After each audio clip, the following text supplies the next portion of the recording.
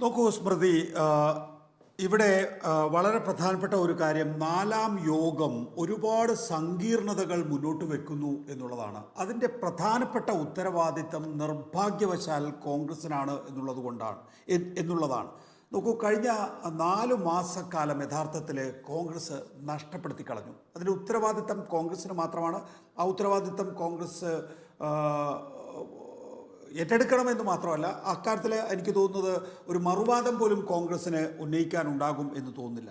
ഉദാഹരണത്തിന് ഇപ്പോൾ മല്ലികാർജുൻ ഖാർഗെ മമതാ ബാനർജി മുന്നോട്ട് വെക്കുന്നു, അരവിന്ദ് കെജ്രിവാൾ അതിനെ പിന്താങ്ങുന്നു എന്ന് പറയുമ്പോൾ ഇപ്പോൾ അതിനുള്ള ഞാൻ ഇതേ ചർച്ചയിൽ തന്നെ, നമ്മുടെ മീഡിയ എഡിറ്റേഴ്സ് പരിപാടിയിൽ തന്നെ, മല്ലികാർജുൻ ഖാർഗെ ആയിരിക്കും 2024 ലോക്സഭാ തെരഞ്ഞെടുപ്പിൽ ഇന്ത്യ മുന്നണിയുടെ പ്രധാനമന്ത്രി സ്ഥാനാർത്ഥിയെന്ന് പ്രവചിച്ചയാളാണ്. പക്ഷേ നോക്കൂ, അത് പറയാനുള്ള ഒരു സമയത്തല്ല യഥാർത്ഥത്തിൽ മമതാ ബാനർജി പറഞ്ഞിട്ടുള്ളത് എന്നുള്ളത് വളരെ വേദനാജനകമായി തോന്നുന്നു. കാരണം ഈ ഘട്ടത്തിൽ ആ നിലയിലുള്ളൊരു ചർച്ചയ്ക്ക് ആരെങ്കിലും മുതിരുന്നതിന് മുമ്പ് തന്നെ ഞാനാദ്യം എന്നുള്ള നിലയിൽ മമതാ ബാനർജി മല്ലികാർജുൻ ഖാർഗെയുടെ പേര് വെച്ചതോടുകൂടി 2 പ്രശ്നങ്ങൾ സൃഷ്ടിക്കപ്പെട്ടിരിക്കുന്നു. ഒന്ന്, നിതീഷ് കുമാറിനെ സംബന്ധിച്ചിടത്തോളം അത് വലിയ നിലയിൽ അദ്ദേഹം ഹൃദയവേദനയായി എടുത്തിരിക്കുന്നു. അതുകൊണ്ടാണ് അദ്ദേഹം സാധാരണഗതിയിൽ യോഗം കഴിഞ്ഞ് മാധ്യമങ്ങളെ കണ്ട്, അല്ലെങ്കിൽ മാധ്യമങ്ങളുമായി സംസാരിക്കുന്നതിന് ഒരു കോർഡിനേഷൻ നടത്തിയിരുന്നു, ഒരു ആങ്കറിങ് നടത്തിയിരുന്നത് യഥാർത്ഥത്തിൽ നിതീഷ് കുമാറായിരുന്നു. ആ നിതീഷ് കുമാർ മാധ്യമങ്ങളോട് സംസാരിക്കാതെ ഇറങ്ങിപ്പോവുകയാണ് ചെയ്തത്. ലാലു പ്രസാദ് യാദവും എന്താണോ നിതീഷ് കുമാറിൻ്റെ വേദന അത് എക്കോ ചെയ്യുകയാണ് ചെയ്തിട്ടുള്ളത് എന്നുള്ളതാണ്. രണ്ടാമത്തെ പ്രശ്നം, ഇപ്പോൾ മല്ലികാർജുൻ ഖാർഗെയുടെ പേര് മമതാ ബാനർജിയും അരവിന്ദ് കെജ്രിവാൾ, ആരാണ് ഈ മമതാ ബാനർജിയും അരവിന്ദ് കെജ്രിവാളും? കോൺഗ്രസിനെ ഈ ഇന്ത്യ മുന്നണിയുടെ അച്ചുതണ്ടായി രൂപപ്പെടുത്തണമെന്ന നിതീഷ് കുമാറിൻ്റെ ആവശ്യത്തിനോട് എതിർത്ത് നിന്ന ആളുകളാണ്, എതിർത്ത് നിന്ന 2 പേരാണ് യഥാർത്ഥത്തിൽ മമതാ ബാനർജിയും അരവിന്ദ് കെജ്രിവാളും എന്ന് പറയുന്നത്. അവർ തന്നെ മല്ലികാർജുൻ ഖാർഗെയുടെ പേരിപ്പോൾ നിർദ്ദേശിക്കുമ്പോൾ എന്താ സംഭവിക്കുന്നത്? അത് രാഹുൽ ഗാന്ധിയെ അകറ്റി നിർത്തുന്നതിന് വേണ്ടിയിട്ടുള്ള ഒരു തന്ത്രമായി കോൺഗ്രസിലെ ചിലരെങ്കിലും കാണുന്നു. ബേസിക്കലി നികേഷ് ഒരു കാര്യം പറയട്ടെ, ബേസിക്കലി അവർ രാഹുൽ ഗാന്ധിക്കും സോണിയാഗാന്ധിക്കും എതിരാണ് ഈ മമതാ ബാനർജിയും അരവിന്ദ് കെജ്രിവാളും.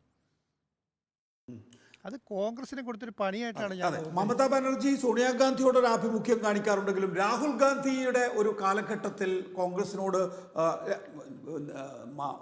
മമതയുടെ എപ്പോഴത്തെയും പൊളിറ്റിക്സ് എന്താണ്?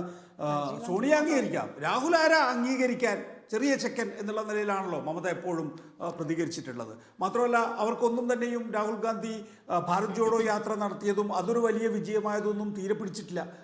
അതിനുശേഷം നിയമസഭാ തെരഞ്ഞെടുപ്പിൽ യഥാർത്ഥത്തിൽ ചങ്കിടിക്കുന്നുണ്ടായിരുന്നത് മമതയ്ക്കും അരവിന്ദ് കെജ്രിവാളിനുമായിരുന്നു. പക്ഷേ കോൺഗ്രസിന് വിജയം കണ്ടെത്താൻ സാധിക്കാത്തത് വന്നതോടുകൂടി ഇതാ മല്ലികാർജുൻ ഖാർഗെ പ്രധാനമന്ത്രി സ്ഥാനാർത്ഥി ഉയർത്തിക്കാണിച്ചത് യഥാർത്ഥത്തിൽ നിതീഷിനും രസിക്കാത്തൊരവസ്ഥ വന്നു. നിതീഷിന് വേണ്ടി ലാലു പ്രസാദ് യാദവിനും ദഹിക്കാത്ത അവസ്ഥ വന്നു. കോൺഗ്രസിലെ രാഹുൽ ഗാന്ധിയെ മുൻനിർത്തണമെന്ന ആവശ്യക്കാർക്കും അതൊരു ഒരാവശ്യമില്ലാത്ത ഏർപ്പാടാണ് എന്ന് തോന്നിപ്പോയി എന്നുള്ളതാണ്.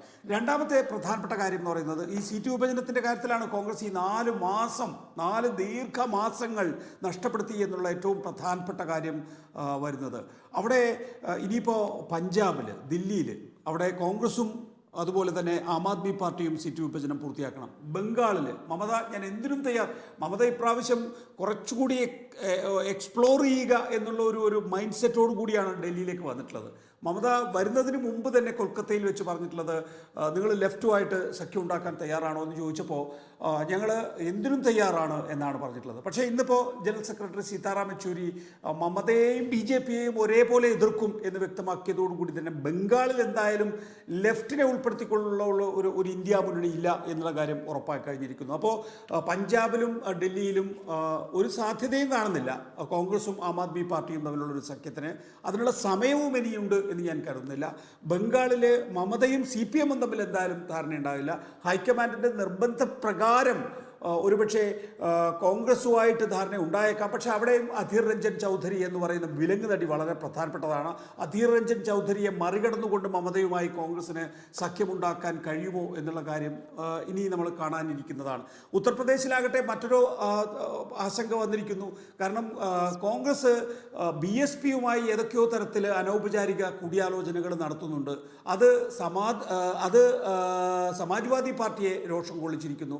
അങ്ങനെ നിരവധിയായ പ്രശ്നങ്ങളാണ് ഇപ്പോൾ ഉരുണ്ടുകൂടിയിരിക്കുന്നത്. ഇതൊക്കെ പരിഹരിക്കാനുള്ള ഒരു സമയവും കാലവും യഥാർത്ഥത്തിൽ ഉണ്ടായിരുന്നു. പക്ഷെ കോൺഗ്രസ് അത് നഷ്ടപ്പെടുത്തി എന്നാണ് എനിക്ക് തോന്നുന്നത്. ഇനിയിപ്പോൾ നമ്മൾ ഖാർഗെയുടെ പ്രധാനമന്ത്രി സ്ഥാനത്തേക്ക് നോക്കൂ. ഞാൻ ഒരു പൗരൻ എന്നുള്ള നിലയിൽ ആഗ്രഹിക്കുന്നതാണ് ഇന്ത്യയിൽ ഒരു ദളിത് പ്രധാനമന്ത്രി ഉണ്ടാകണമെന്ന്.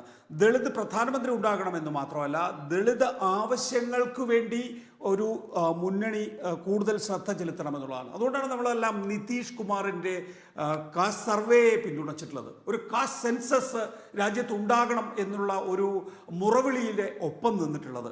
ഏതായാലും ഈ 5 സംസ്ഥാനങ്ങളിലെ നിയമസഭാ തെരഞ്ഞെടുപ്പിന് ശേഷം RSSും നരേന്ദ്രമോദിയും വ്യക്തമാക്കിയിരിക്കുന്നു കാസ്റ്റ് സെൻസസ് ആവശ്യമില്ല എന്ന്.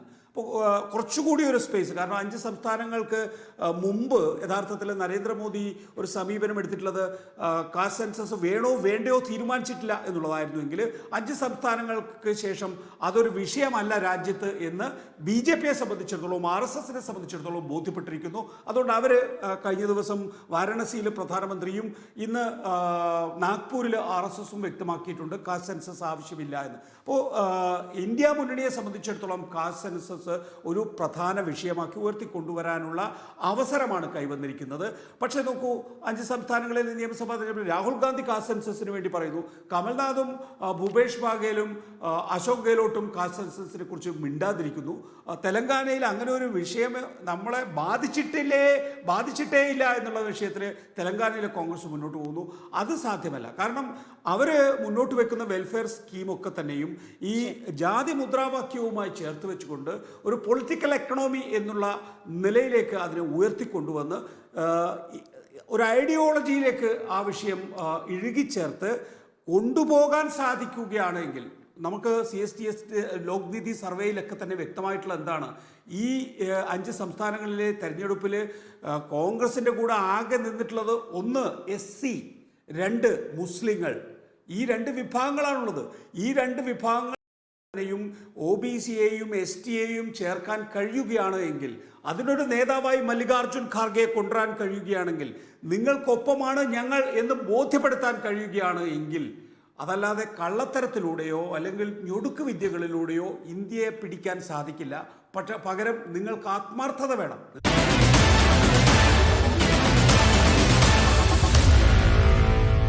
Meet the editors.